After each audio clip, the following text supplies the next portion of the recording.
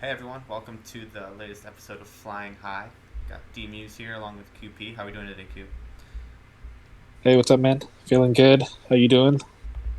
Good, can't complain. Just another Monday. I hear that. I think we got some good topics here today. If you've listened to any of the content on the SML League YouTube page, they all almost have talked about how close the NFC is. It's pretty wide open right now. Seeds 1 through 14 are all within striking distance of each other. I know the 14th team in the conference, the Bears, right now sitting at 3-5. Dumps first in the conference at 6-2. The 7th seed is Grams. He's 4-4. So it's really tight. Really just a couple games separating pretty much everyone in this conference. So our goal here today is to go through those top 14 teams and sort of give our take on if we think they're legit or if it's a little smoke and mirrors situation. Um, Unfortunately for KJ and Terrible Two Step, they did not make the cut. We will not be discussing the Giants or the Falcons today. But Sorry, fellas. yeah, it's unfortunate. That's what happens when you start 1-7. So hopefully you can pick it up here in the second half. But let's start from the top and kind of make our way down. And the number one seed currently is Dump with the Arizona Cardinals sitting at 6-2. Currently in the middle of a game with Prime as we're recording. What are your thoughts on Dump? I think he's real. He went to the Super Bowl last year in the NFC for us and represented us, and he represented us pretty well. He fought Bomber to the end, kept it pretty close throughout the entire game. But I think he's getting better as this year goes. I know his record is probably a little bit worse than it was last year right away, but he's probably gotten better. Kyler Murray's an X factor. He got Tony Pollard, and now he's kind of back to the old Dump where he's run a little bit more run heavy, but he still is a good passer. So uh, definitely, I'm going to say real. I think it's real as well. It's pretty hard to go against that considering he just won the NFC last year. Yeah. Um, but a little regression so far. The two losses early on. Um, he's 23rd in defense. He's allowing 27 points a game, which isn't a recipe for long-term success. But the way that he can get hot on offense, it may not matter ultimately. So I think that's a pretty easy one. And another pretty easy one is you. I don't know if you want to talk about yourself, but I'll go ahead and start. If you want to add anything, feel free. But you're sitting here at 6-2, close win last night over Coop. Coop, I was rooting for you. You let me down, but it's okay. It's okay. Um, but the Lions picking up where they left off last year. You were the NFC runner-up, lost the NFC Championship game. You're seventh in both offense and defense right now in terms of points per game. So you're playing well on both sides of the ball. I think you're for real. You're a good player.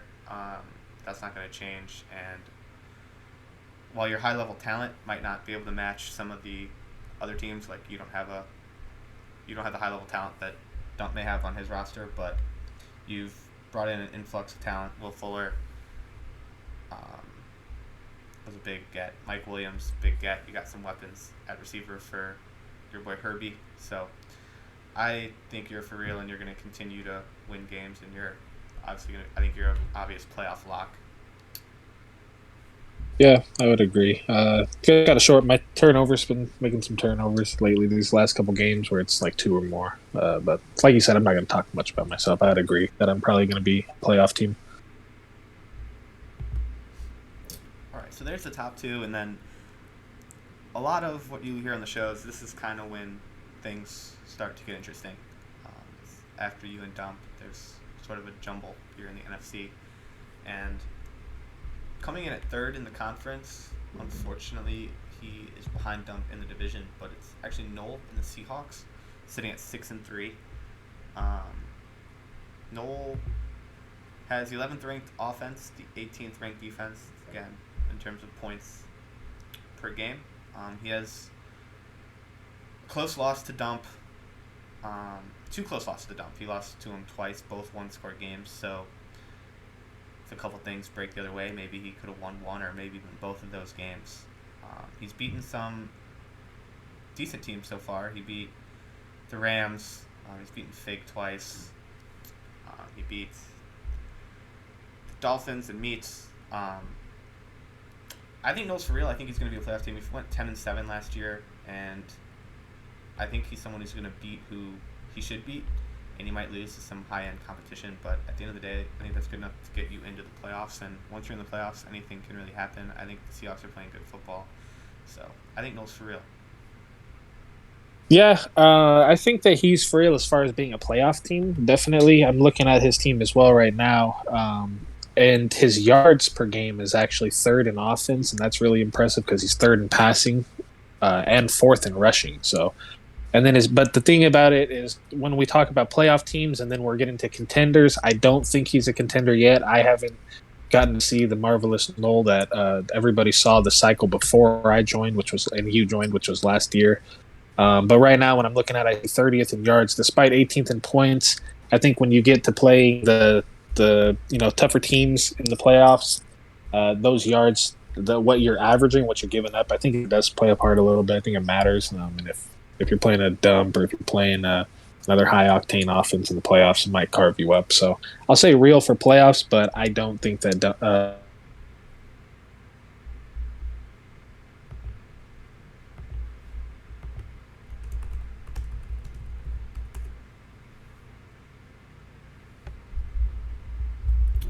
Q, I think I lost you. You there? Yeah, I'm there. All right, I can hear you. Perfect. Did you hear any of my answer?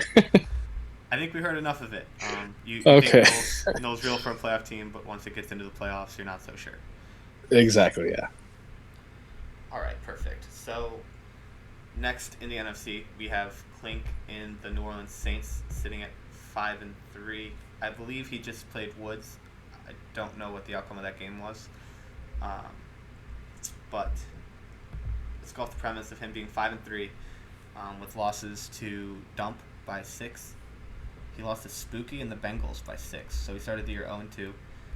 And he also took a beating from the Ravens, 52-21.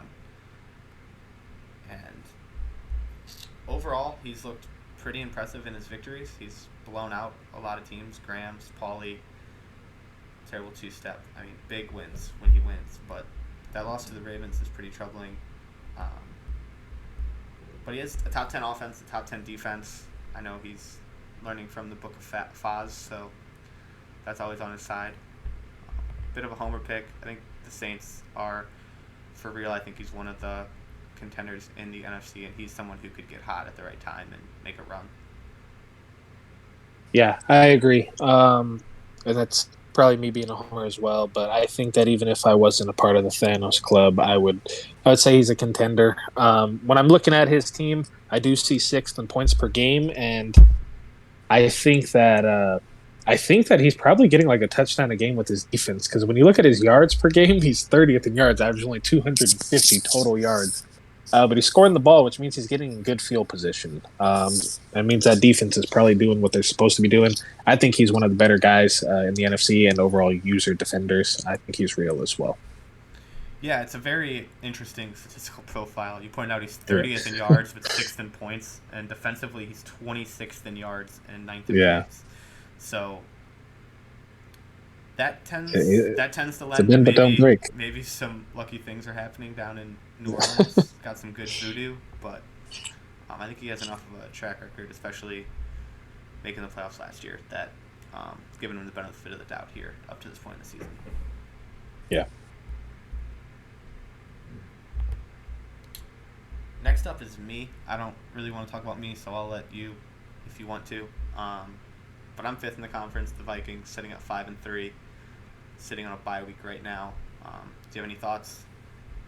I think you're real as well. You're one of those guys, kind of like, actually not one. I can't even really compare you to anybody right now as far as the records go, where you're just deceiving. But because last year your record, I think, was deceiving as well. Obviously, we had a really, really good close playoff game last year, and then you kind of went into a dark hole while you were out on a Bourbon Street going crazy, and then you kind of picked it back up. I think you're on a 5-game winning streak now, and 4, yeah. You're 4, and you're first in defense. I think that's the biggest improvement. Last year, you kind of were giving up a lot of yards in passing. That's what I noticed. When we played, obviously last year, I felt like it was fairly easy to pass on you, and then this year, it kind of feels like the old Dom where You kind of figured out what defense you like to do. You kind of mixed in your heavy blitzing pressures where you force turnovers out of it.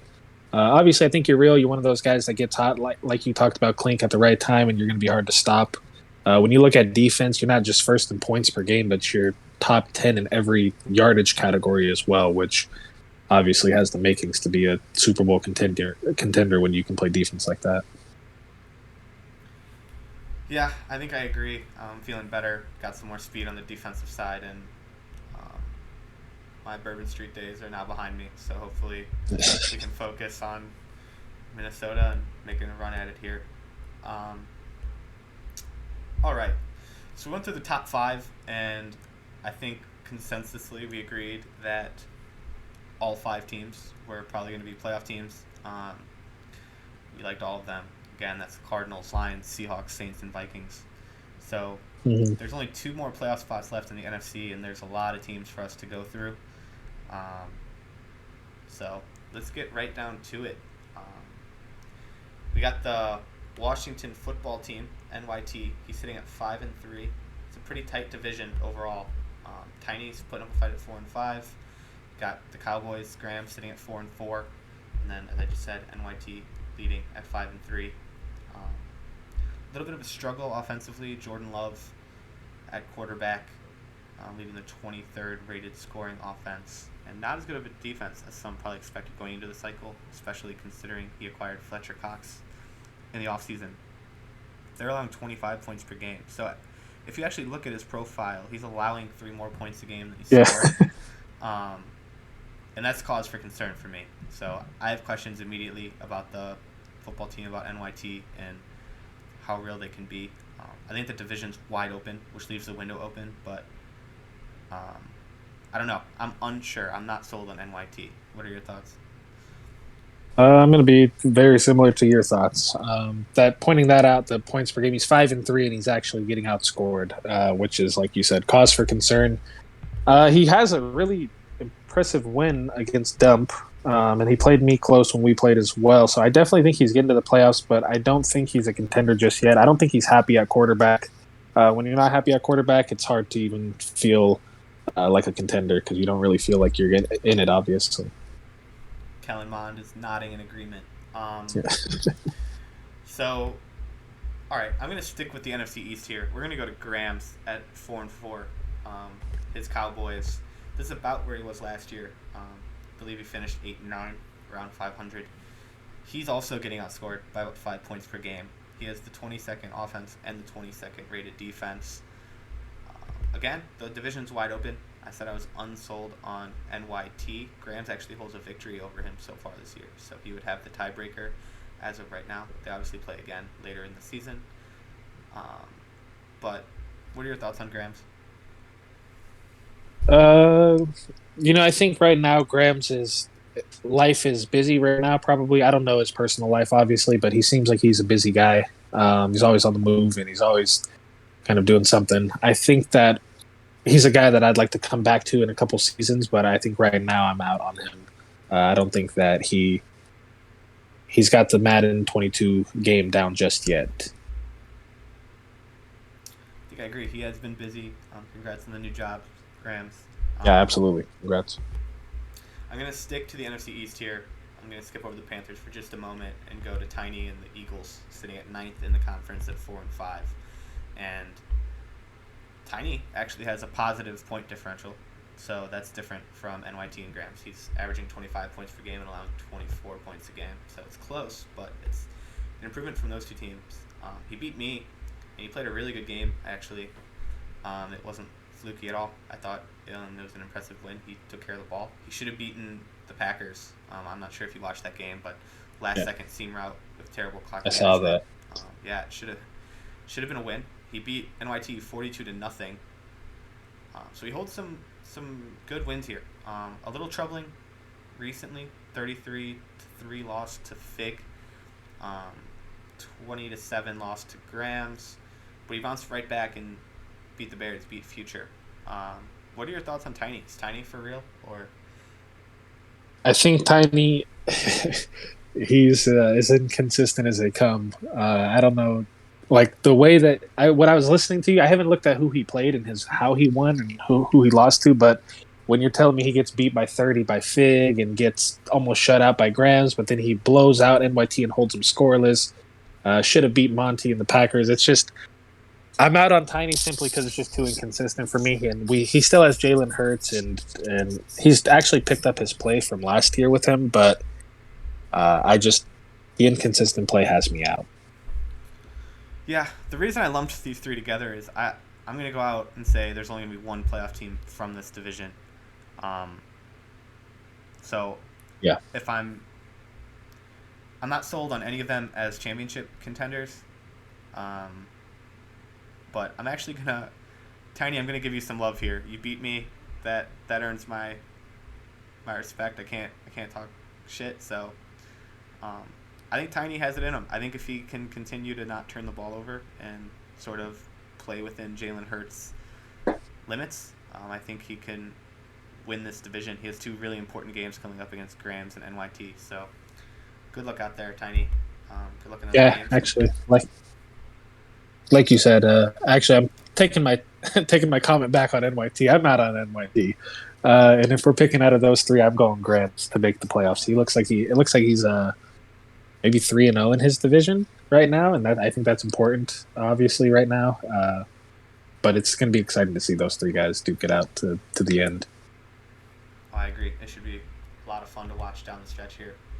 So, circling back, Old Man Woods and the Panthers.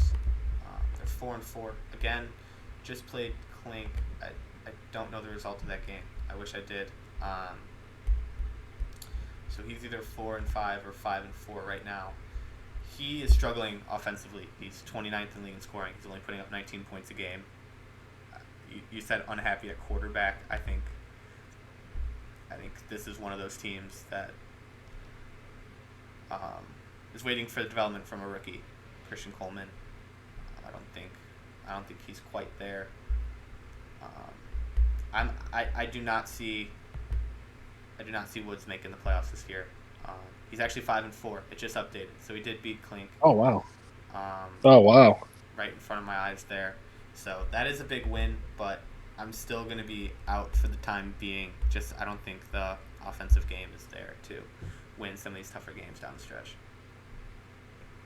Yeah, I agree. I think Woods has also kind of like that NYT. I mean, the Tiny syndrome. Not the same player, obviously, but I think that he can beat anybody sometimes. Like he'll obviously he just beat Clink, and he has some impressive wins, and obviously he's an impressive overall Hall of Fame SML guy. But like you said, I think that it's a little bit growing pains with the rookie quarterback and everything you said. He doesn't seem to have it down on offense. McCaffrey doesn't seem to be carrying him like some of the running backs in the league, and I'm going to have to be out on him as well. But I do hope to see him in the playoffs.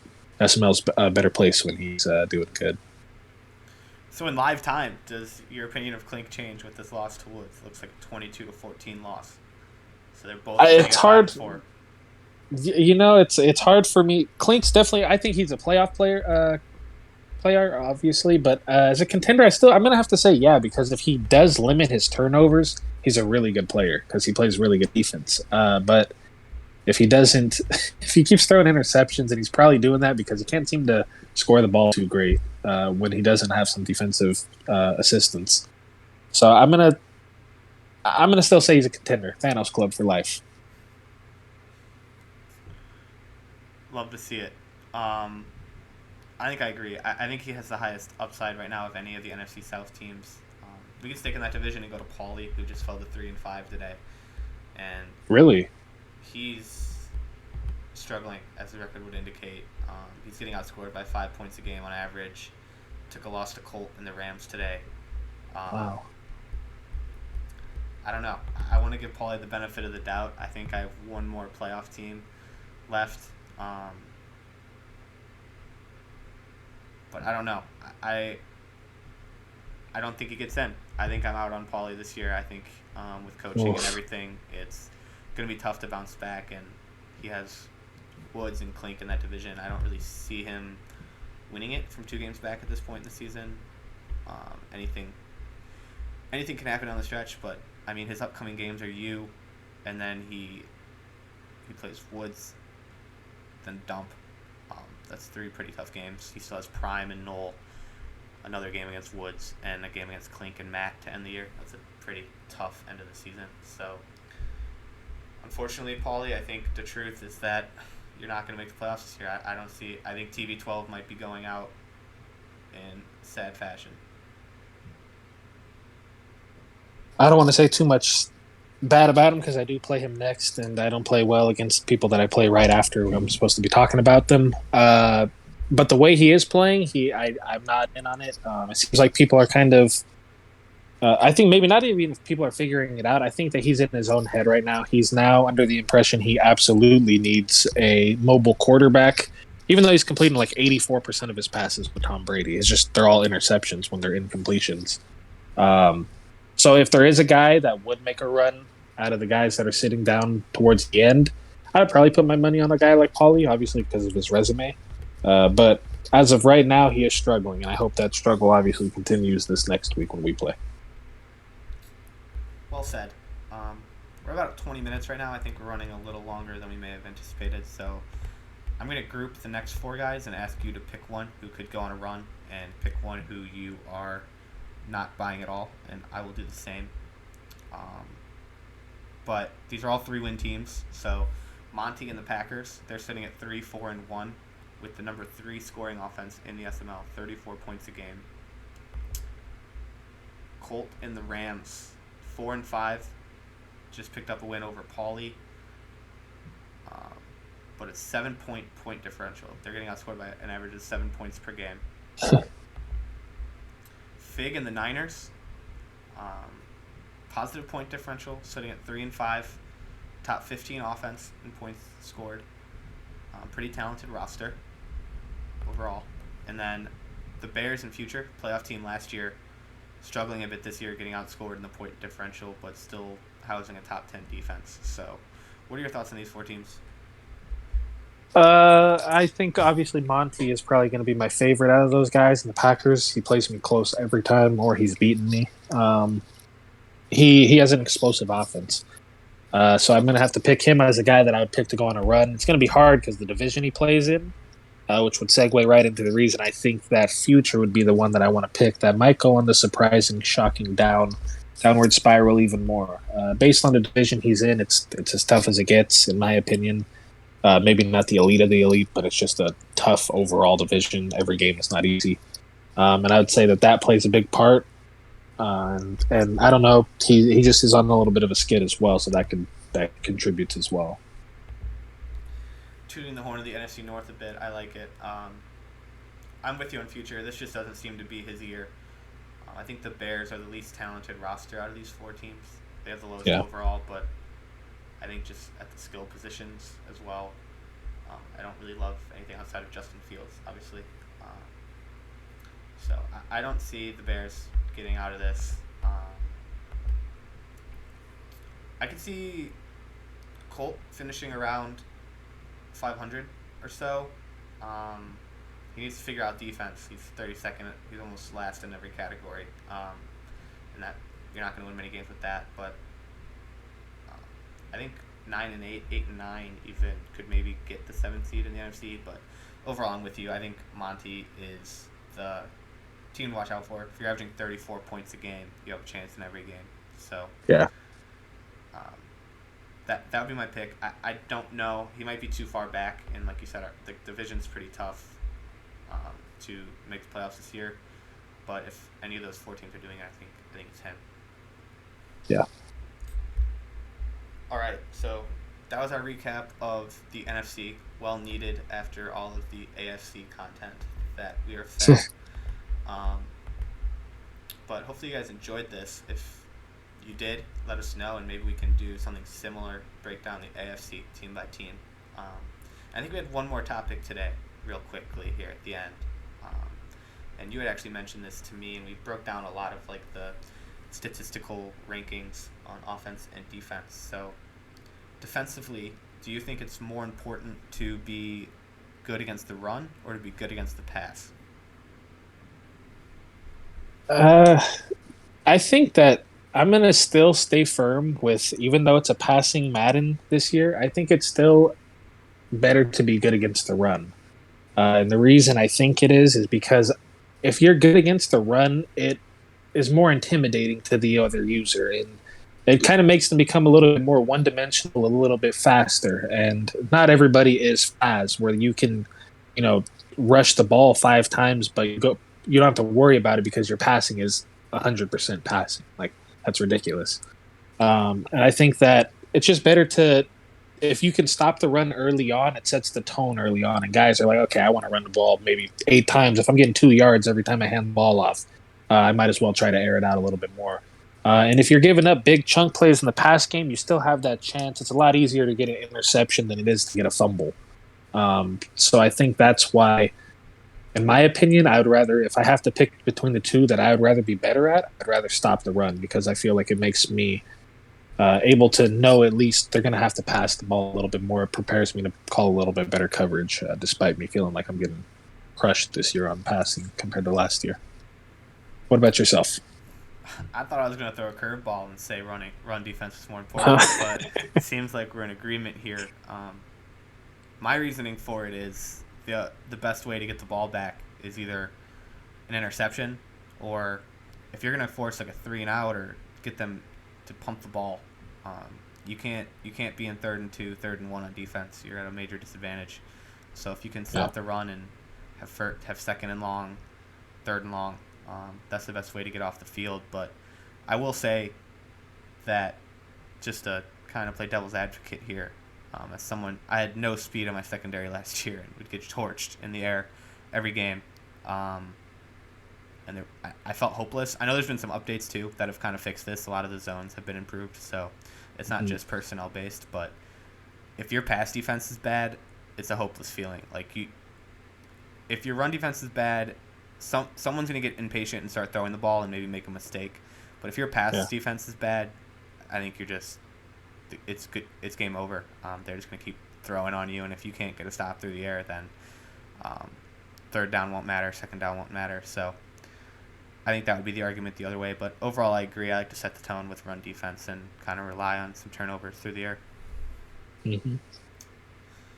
All right. Well, we're a little under 30 minutes. Pretty long episode for Flying High. Hope you all enjoyed it. And yeah, Q, any last words? Yeah, if everybody or anybody that does listen to it, curious to get your thoughts back on, like Dom said first, the AFC side. If we break them down, we're not heat check, of course, obviously, but it'd be fun to break them down as well. But not only that, but the comments about the defense and passing, which would you rather be better at? So, be nice for some interaction. Other than that, that's it. All right. Thank you, everyone. Have a good one.